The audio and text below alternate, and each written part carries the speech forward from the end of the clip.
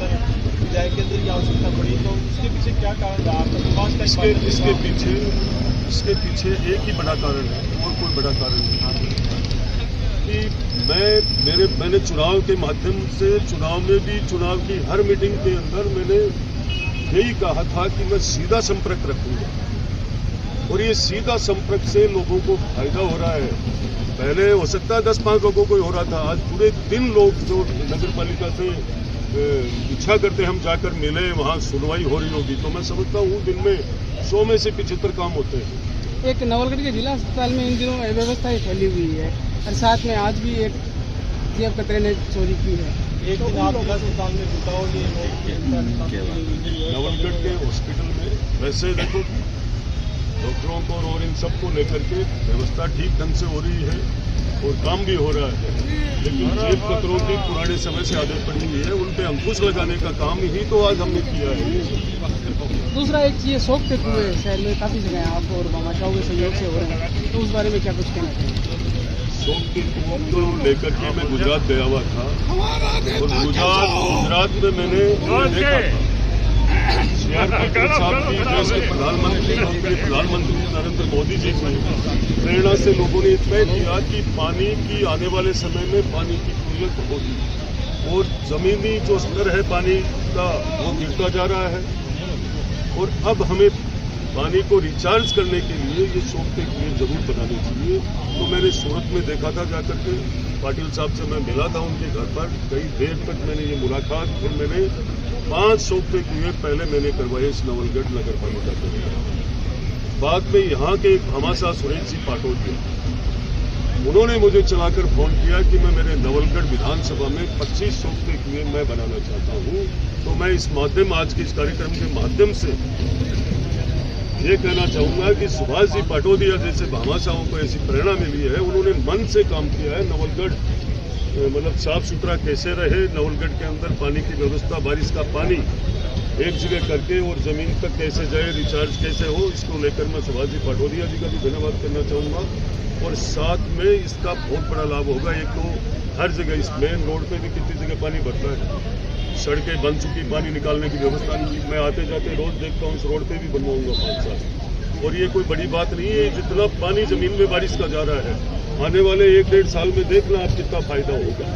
ना मच्छर मक्खी होंगे, बारिश का पानी नीचे जाएगा, रिचार्ज हो जाएगा और साथ में साफ सुथरा शहर बनेगा। कई फायदे होंगे इसको।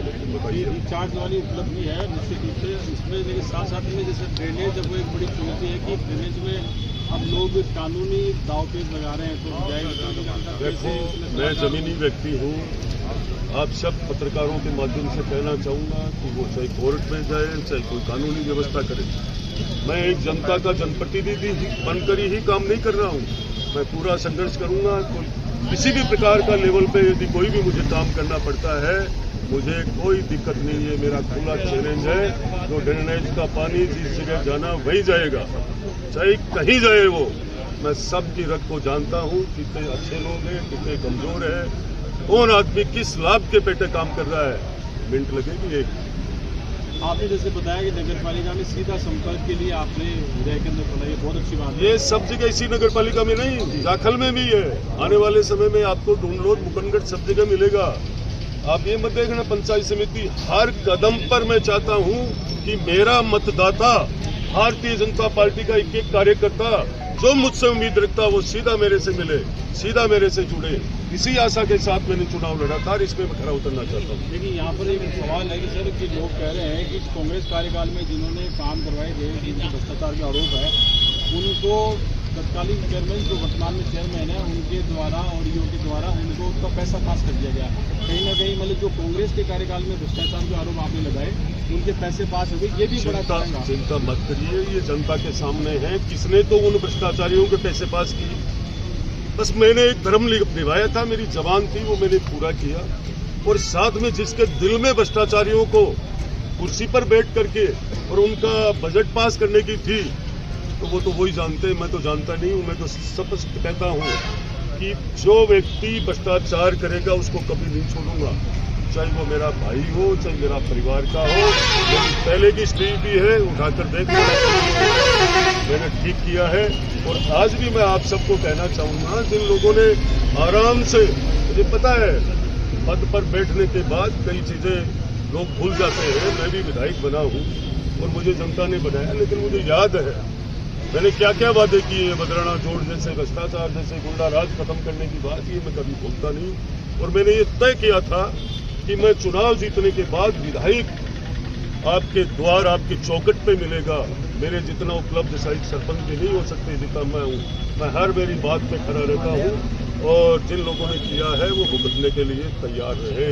एक अंतिम सवाल, जो भ्रष्टाचार के आरोप में हटे हैं सर, वो भी आजकल बीजेपी के कार्यक्रमों में दिखाई देते हैं। पूर्व चेयरमैन लाइक, देखो ये तो आपको सबको पता है, राज और राम की व्यवस्थाएं बहुत ऊपर होती है, तो ये सब पूछने की बातें नहीं होती। सब अपनी अपनी बात को लेकर के वो हमारे नजदीक आकर क्या हमसे क्या राहत प्राप्त कर सकते हैं? क्या कोई हमसे कुछ लाभ लेने थोड़ी आए हैं वो लोग? ये तो सारी व्यवस्थाएं आप सब जानते हो। सर भ्रष्टाचारी कहीं बेनकाब न हो जाए उस चक्कर में आए हो कभी आप? आप भूल जाओ, ये एक दिन का काम नहीं है। इस मामले में पीएचडी किया हुआ हूँ, आपको